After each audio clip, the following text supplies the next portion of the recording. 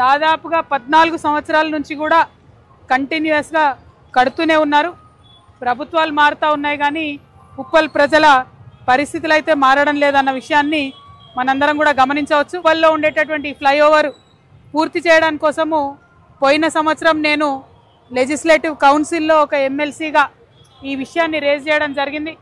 అప్పుడు కూడా కోమటిరెడ్డి వెంకటరెడ్డి గారు తొందరలో పూర్తి చేస్తాం మేము బీజేపీ కిషన్ రెడ్డి గారు మరి దగ్గరుండి కేంద్ర మంత్రి కాబట్టి దాన్ని పరిష్కారం చేయాలని నేను డిమాండ్ చేస్తున్నా.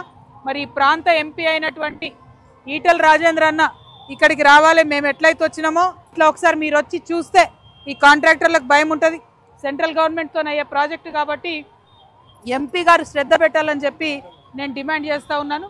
మరి ఇక ఇన్నేళ్ళైనా ఇంకా కొనసాగుతూ ఉంది కాబట్టి ఇప్పటికన్నా దీనికి పరిష్కారం చూపించాలని చెప్పి మేము డిమాండ్ చేస్తున్నాం.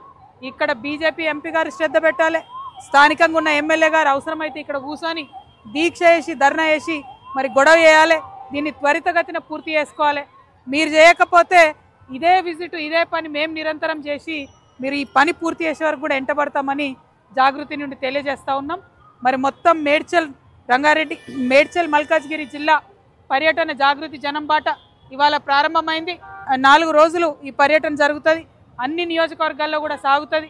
కాబట్టి మరి జనం బాట కార్యక్రమానికి పెద్ద ఎత్తున మద్దతు ఇస్తున్న ప్రజలందరికీ ధన్యవాదాలు. ప్రజా సమస్యల్ని పరిష్కరించడానికి చేస్తున్న ఈ యాత్రకి సపోర్ట్ చేస్తున్న మీడియా మిత్రులకు కూడా ధన్యవాదాలు తెలియజేస్తున్నా. జై తెలంగాణ, జై జాగృతి, జై తెలంగాణ.